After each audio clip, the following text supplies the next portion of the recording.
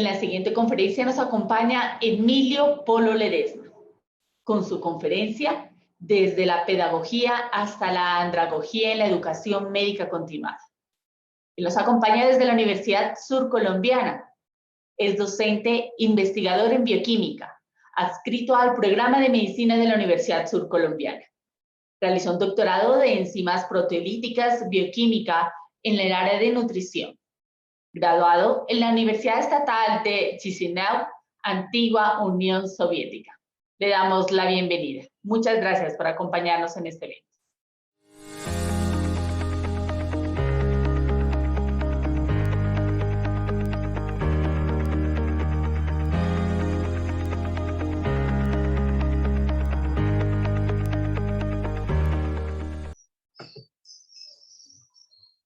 Buen día. En nombre de la Universidad Surcolombiana, de su programa de medicina, quiero expresar mis más sinceros agradecimientos a Ascofame y a todas las personas encargadas del desarrollo logístico de este encuentro de educación médica continuada. Creo que todos somos conscientes que estamos viviendo una sociedad completamente diferente a la que había unos 20 años atrás. Estamos viviendo una época muy similar a la que se vivió en el último cuarto del siglo XVIII, con una gran diferencia. Las máquinas que se introdujeron en la práctica en la década de los años 80 son muchas veces más poderosas que las que se introdujeron en Inglaterra, sobre todo después de 1775. Hay varios conceptos que caracterizan la sociedad contemporánea. Está el concepto de potencial, todos somos conscientes del gran poder que tienen estos equipos. La miniaturización, cada día en la sociedad aparecen más y más recursos electrónicos, más pequeños pero potencialmente más potentes desde el punto de vista electrónico. La instantaneidad, para hacer referencia a la gran rapidez con que trabajan estos equipos. Está el concepto de fibra óptica, que mejoró significativamente la comunicación electrónica en todo el mundo. El sistema de numeración hexadecimal, binario, que son las bases del funcionamiento de estos equipos. El concepto de satélites, sistemas de posicionamiento geográfico y otros conceptos. En esto de las computadoras han habido 5 grandes revoluciones y posiblemente estamos ya en una sexta revolución, ¿no? Para acceder a la información que hay en una computadora, inicialmente uno tenía que ser o tecnólogo de sistemas o ingeniero de sistemas. Para acceder a la información uno tenía que familiarizarse con el funcionamiento de las teclas función, para qué sirve F5, F6, F7, familiarizarse con sentencias de manejo, combinaciones de teclas, control G, control P, asterisco, punto asterisco, etcétera, etcétera. La primera gran revolución tuvo lugar con el advenimiento del sistema operativo Windows, más o menos a finales de la década de los años 80 del siglo pasado. Con Windows es muy sencillo acceder a la información que hay en estos equipos. El procedimiento consiste en colocar el puntero del ratón en un objeto que está en la interfaz de usuario. Ya no hay necesidad de hacer clic o doble clic, ya estos equipos saben exactamente qué es lo que hay que hacer. En marzo de 1989 tuvo lugar la segunda revolución, apareció Internet, el gran embalse del conocimiento.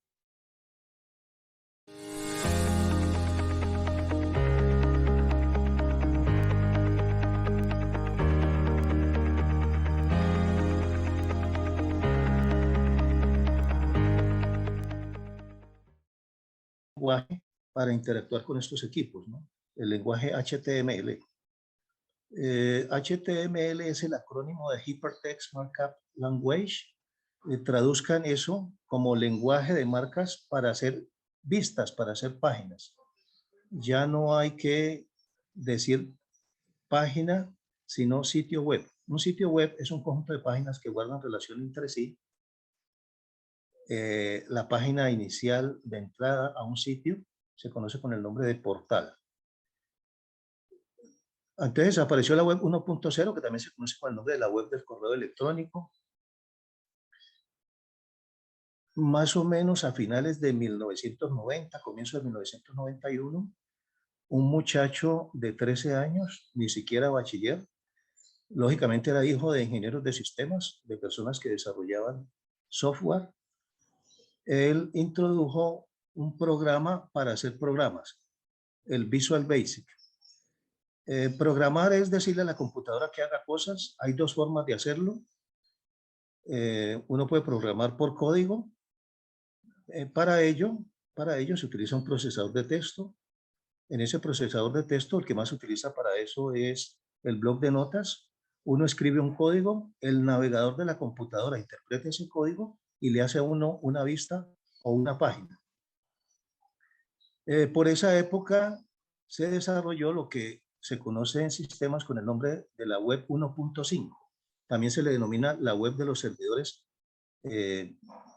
o también la web pirata, porque ingenieros de sistemas, tecnólogos de sistemas, comenzaron a distribuir, a plagiar una gran cantidad de software comercial y a distribuirlo y a venderlo a precio cómodo para todos los usuarios.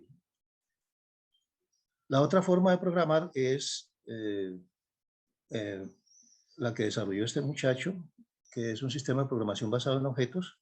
En ese sistema simplemente hay que hacer clic en un objeto que está en la interfaz de usuario y ya el navegador sabe qué es lo que uno necesita. De todas maneras, yo pienso que la revolución más grande en esto de las computadoras tuvo lugar en el año de 1995, cuando los ingenieros de sistemas, dentro del código para hacer vistas, para hacer páginas, introdujeron un nuevo lenguaje, el lenguaje de los scripts o de guiones, y con el lenguaje de guiones el trabajo con estos equipos se volvió dinámico, se volvió interactivo. Pasamos de una época en la cual no tolerábamos más de 10, 15 minutos frente al monitor de una computadora, a una época en la cual cada día nos cuesta más y más alejarnos de estos equipos. Luego vinieron las herramientas de la web 2.0. En la época de la web 1.5, si uno quería subir información a la nube electrónica, uno necesitaba de la colaboración de un ingeniero de sistemas. Ahora, todo lo que se hace con recursos de la web 2.0 automáticamente queda en Internet. El primer recurso que apareció fue el blog.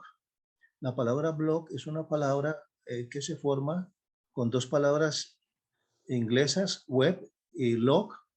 Log es la forma corta de decir hacer login. Hacer login es el procedimiento que uno hace cuando uno va a ingresar a un sitio web. A uno le piden un nombre de usuario y uno escribe una clave y de esa manera uno puede ingresar al sitio web. El término blog se introdujo para denotar que todo lo que se hace en el blog automáticamente queda en la nube electrónica. Ya no se necesita de la colaboración del ingeniero de sistemas. Bueno, actualmente se conocen más de 1.500 herramientas. Son herramientas de distribución gratuita y de muy fácil manejo. Después vino la wiki. La palabra wiki es una palabra de origen hawaiano. Significa rápido, sencillo y gratis. La wiki ya es como una especie de sitio web. La wiki fue importante porque permitió el gran desarrollo de la telemedicina antes de la llegada de las redes sociales. Para que ustedes tengan una idea del impacto que ha producido la llegada de todos estos recursos, creo que todos conocen la revista Time. En las hemerotecas es muy fácil saber cuál es el último número de la revista Time. La revista Time es una revista de publicación semanal, es decir, anualmente se publican unos 52 fascículos. Casi siempre en el último fascículo aparece la fotografía de un personaje. Casi siempre el último número se le dedica al personaje del año. Hay varios años en los cuales en la carátula de la revista no aparece una fotografía de una persona, como lo que sucedió en el año 2006, en el año 2007 y, si no estoy mal, años 2013 y 2014. En el año 2006, número de la revista Time fue dedicado a todas aquellas personas que pasaron de la realidad física a la realidad electrónica utilizando recursos de la web 2.0.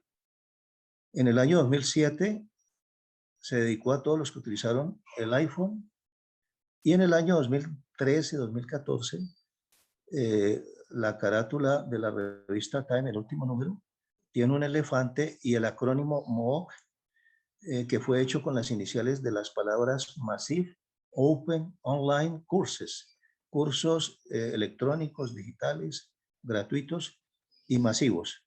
Con la llegada de los MOOCs, pasamos de la pedagógica a la andragógica. Pasamos de el sistema educativo tradicional a un nuevo sistema educativo. El sistema educativo tradicional, que todavía impera en la mayoría de los programas de medicina aquí en Colombia, es un sistema que se introdujo en la práctica más o menos en 1637. Lo introdujo un monje checoslovaco. El nombre correcto de ese monje es Jan Amos Komienski. La latinización del apellido de ese monje llevó a la palabra Comenius, que es como se conoce este personaje, ¿no? En toda Latinoamérica, ¿no? Él fue el quien introdujo el sistema pedagógico de enseñanza-aprendizaje, en el cual un grupo de personas interesadas en aprender se reúnen en un salón, en un aula, a escuchar al dueño del conocimiento, el docente, que es quien administra, quien organiza, quien coordina todas las actividades de los cursos y que casi siempre evalúa la actividad de los estudiantes de manera subjetiva. Se pasó a una época en donde el principal protagonista es el estudiante que interactúa con estos equipos que están conectados al gran embalse del conocimiento, la poderosa red Internet.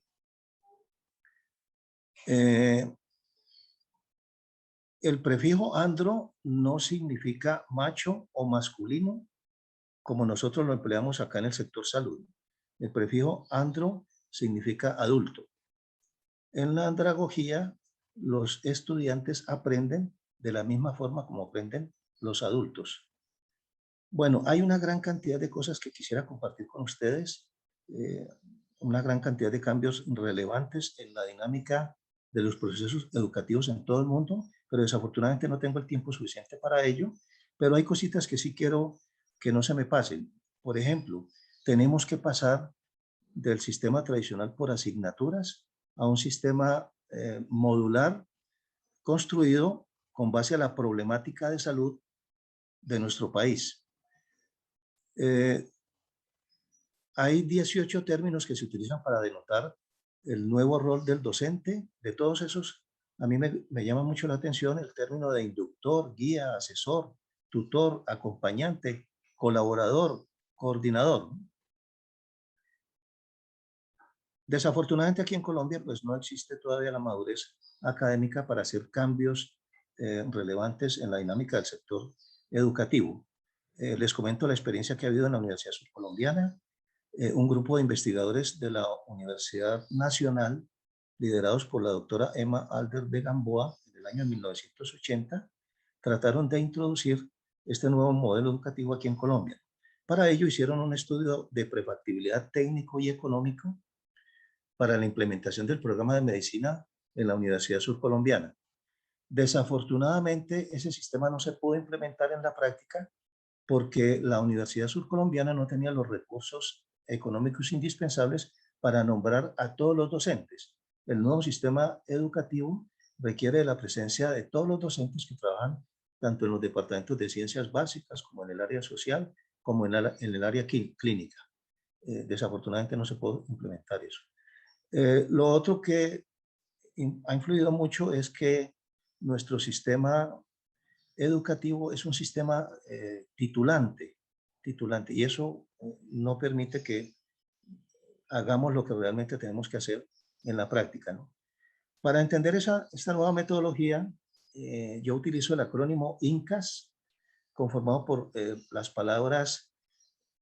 iniciales de las palabras inducción, indagación, colaborativo, cooperativo, asincrónico y últimamente tuve que colocar la letra S para denotar sincrónico. La idea es que se trabaja por el sistema de créditos, que también no se ha implementado bien aquí en Colombia. En el sistema de créditos, los estudiantes desarrollan dos tipos de actividades. Unas actividades en compañía de su tutor, asesor, su guía, su inductor. Esas son las actividades presenciales, pero realmente el estudiante aprende en las actividades no presenciales. Después de la inducción hecha por su tutor en las actividades presenciales, el estudiante de manera individual o formando parte de grupos colaborativos presenciales, grupos cooperativos presenciales o situados en la red, él comienza un proceso de indagación.